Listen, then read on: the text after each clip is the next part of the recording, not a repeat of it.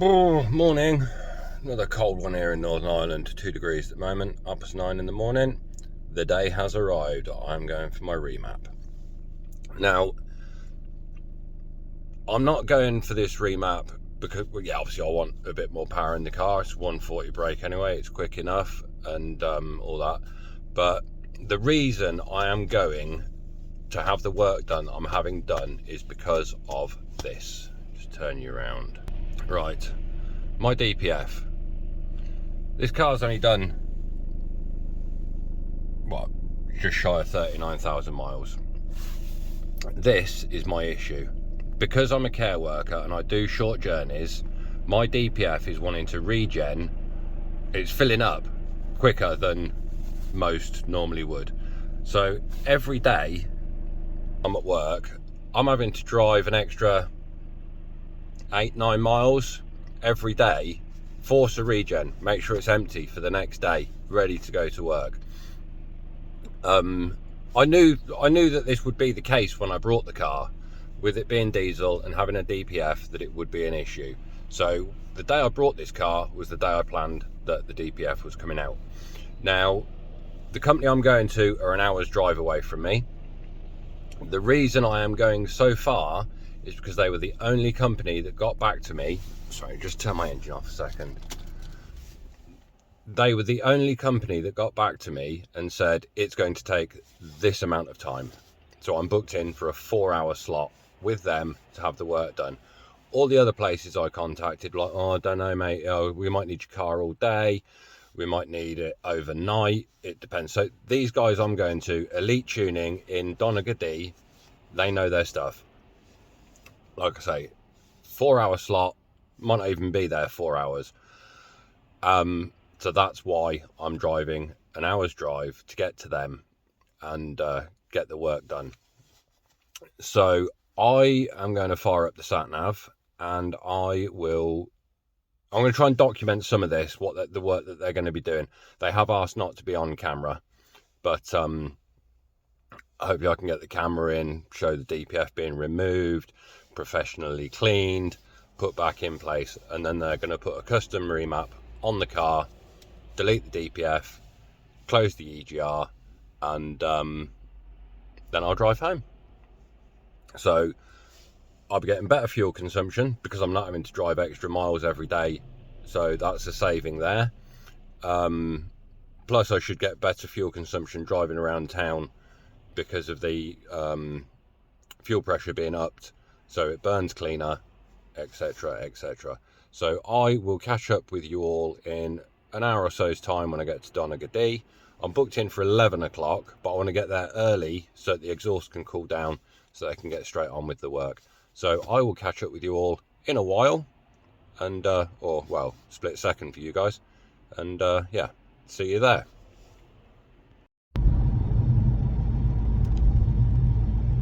Why has that suddenly started recording? Oh well, it started recording. I didn't press anything. Driving in Northern Ireland, it takes so long to get anywhere. I'm now 12 miles away from where I need to be.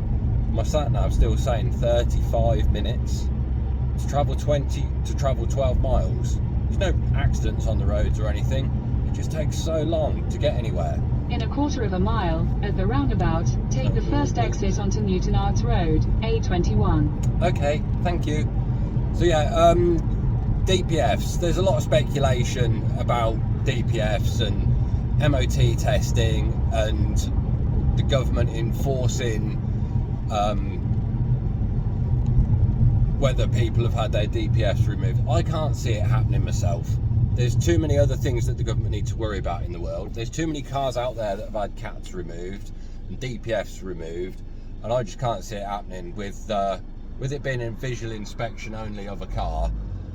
It's going to cause too much trouble, and I can't see little back street MOT test centres forking out the money for a bit of kit to test people's cars. I just can't see it happening myself.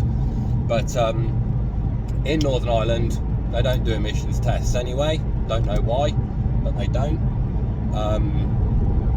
So, like I said, I'm getting this done purely because my DPF blocks up. People out there don't know how DPFs work, and they damage cars. DPFs damage cars if they're not looked after. If you're doing short journeys to the shop and back, it blocks up. So there's too many factors in place with regards to DPFs, and now that the newer cars don't even have DPFs, they have the AdBlue and stuff. It's too many. So if they're going to start testing if people haven't got DPFs, what about people that delete their DEF systems? How are they going to test for that? God knows. Anyway, I'm on a faster bit of road now. Car's sitting nicely at 59 miles per gallon. Fantastic. And I'm 20 minutes away, so catch up with you when I'm there.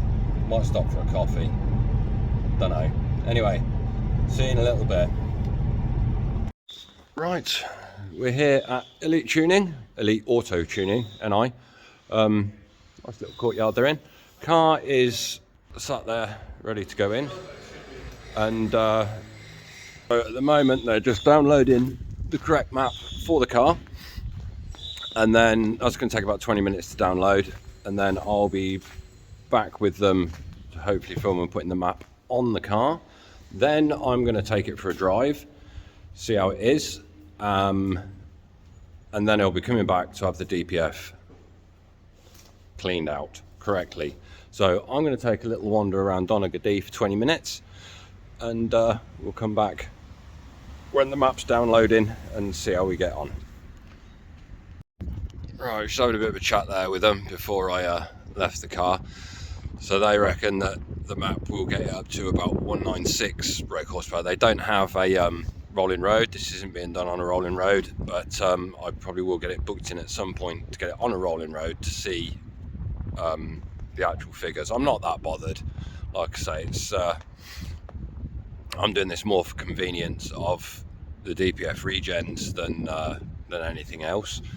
But I know that I will feel more power. I'll get better fuel economy, and what else? There was something else. Fuel economy. Oh, and throttle response as well. Throttle response should be a lot better. Anyway, let's spin you around. This is Donegal, little seaside town up on the northeast coast of Northern Ireland.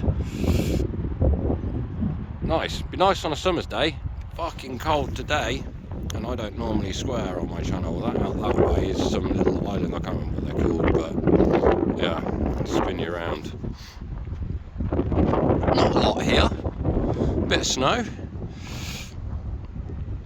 and about 1 degree. Not a cloud in the sky. So yeah. So they are gonna. Let me spin it back around this way because of the sun. Hopefully, it's going to take them 2 or 3 hours to get the DPF off the car. For insurance purposes, I can't be under the ramp, which is fair enough. But I'll try and get as much as I can on film. And yeah, oh, it's so cold, so cold. But I'll be back with you in a little bit when I'll take the car out for a drive, and then before we bring it back. So I'll catch up with you then. Still here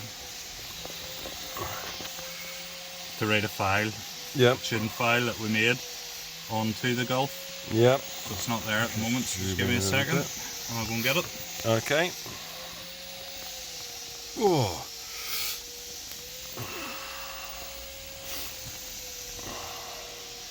I'll just watch you taking. That's my portal. I don't like people seeing that. Right. Okay, that's fine. Understandable. How long have you been doing this? We've been doing it now for a couple of years, so. Yeah, but you were doing it on axle stands before, on driveways and stuff. Yeah. So it makes a change getting in here with the ramp, and makes life a lot easier. It makes it a lot easier, certainly. Yeah. Still not easy, but certainly a lot more practical having the ramp and stuff. Yeah.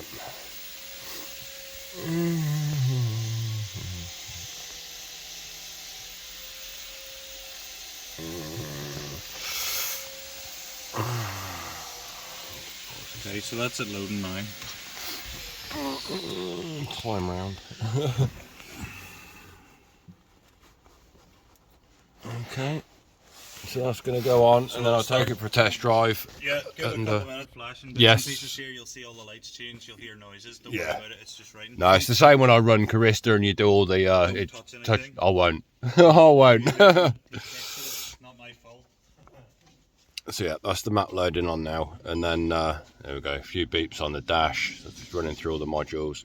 So yeah, this map's going on. Then I'm going to go for a test drive, see how it drives, drive along the coast, come back, and then we'll be ready to go onto the ramp to get the DPF cleaned out. And yeah, so yeah, got a few lights flashing as the map's going on, and like I say, we'll get back. The fun will begin with taking the DPF off the car to clean it out. So yeah, I'll get back to you when I go for a bit of a drive in a few minutes and get my initial response to the map. It's interesting. I was just chatting to him about the map, and I just looked down at his computer, and it says that one's a Volkswagen Golf 2-litre TDI CR, but it's a 150, not a 140. Now, because this is a later Mark 6, it's actually got a Mark 7 ECU in it, and the Mark 7 2 litres were a 150. So the results shouldn't be 196, it should be around 210. So a massive difference. The ECU that I've got in this is a 2012 Bosch EDC 17C46, so even better results. So like I say, I'm going to take it for a drive once this is nearly done. Take it for a drive, and I should see a massive difference. That's like 60 horse. No, hang on, 50. Yeah, 60 horsepower difference. But very interesting. So all the paperwork says that it's a 140. Insurance company think it's a 140. It's actually not. It's a 150. So very interesting. But yeah, just wait for this map to finish going on, and back in a bit. Right, so the map is on, and it's just no fucking roads around here where you can really put your foot down. It's but I can feel a difference. I feel a massive difference. There's a short little stretch of road up here in a moment that is national speed limit, and it's the only chance I've had to put my foot down to see. But it's nice and clean and consistent, just pushes you through. And yeah, I'm looking forward to the drive home once the DPF's all out. But no, I must feel a massive. Like I was saying, apparently I've got a Mark 7 ECU in this car anyway, so bonus all round. Right, we're just about to come into a 60. I've got a car in front of me, and hopefully the road's clear. And I don't know whether you'll be able to tell from the video what the acceleration's like. It's a little old biddy in a Suzuki Swift. Right, road's clear. Third gear, let's go.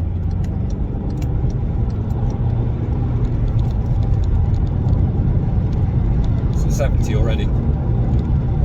Just flies, absolutely flies along. Right, I'm going to slow back down to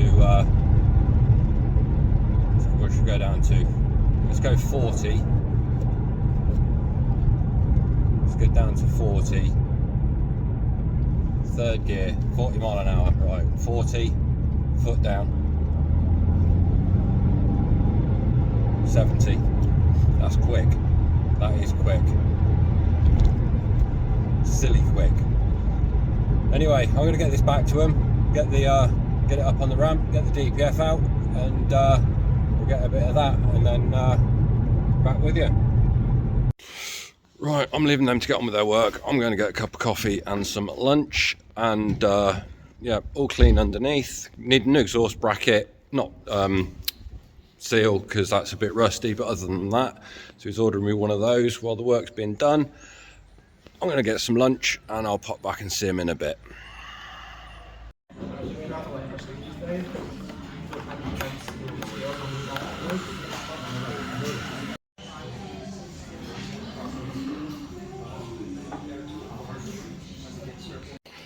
Right, so I've just had a bit of food and I've come back and they're still struggling with the DPF to get it out.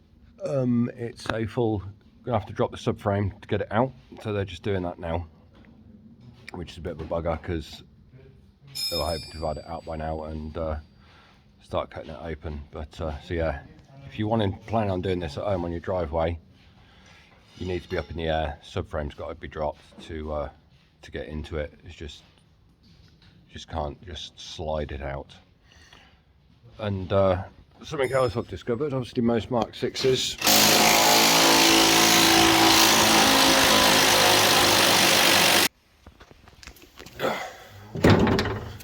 metal under tray on her, not a plastic crappy one that's split, so that's interesting. I can't find any part numbers on it though for people that be interested in it, which seems odd, but yeah, metal under tray rather than plastic. Anyway,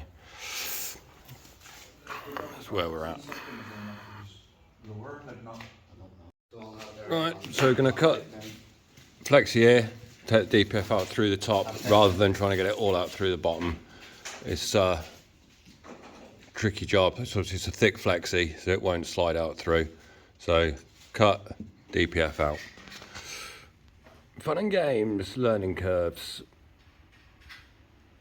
Alright, DPF's out. Subframe has had to be dropped to get it out because of the size of it. And cut the downpipe off, which will be re-welded back on. I'm probably going to stop recording and doing any more because these guys need to go on and do their job. So I'll get back to you once we're back together and I'm driving home.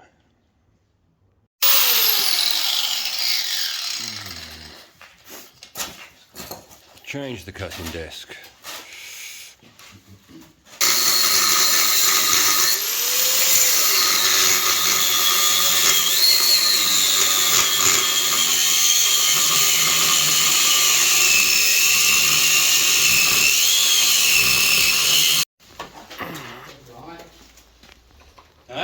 You may go move that van. I wonder if he'll get in or not. Huh?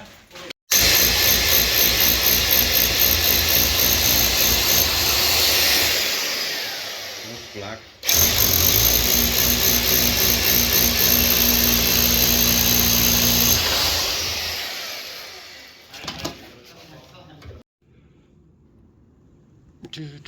Professionally cleaned out. There we go.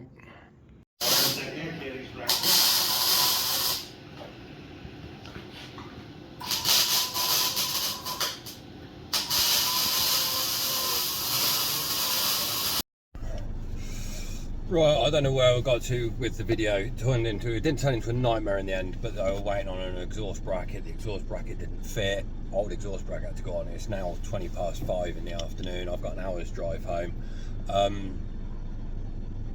Can't really give you any feedback at the moment because it's just slow, gentle driving. The roads are icy. I've got more power in the car. I need to get used to it a bit. So I will update you later on down the line, but so far I've definitely felt a difference in when I took it for the drive and just coming out now. The throttle response is a lot quicker. Obviously the DPF's now cleaned out, so I haven't got to worry about that anymore. Very professional guys at Elite Tuning, definitely recommend them. Not really, what can I say about them? They're professional, did the job, got on, did it, good sense of humour. Turn left onto Portaferry Road, up. A20. Any issues that came up didn't really faze them. I think this is the first Mark 6 cabriolet that they've ever done. And then with it being a later Mark 6, the DPF's a lot bigger than the earlier Mark 6s. There was a bit of trouble with that. But I will update you all in the next video as to how everything has gone. bloody freezing, 3 degrees. It's not got hot all day. I'll update you all in the next video, and I'll get this one all edited when I get home and see how it looks. And I hope you enjoyed it, and hit subscribe, and I'll see you in the next video. Cheers.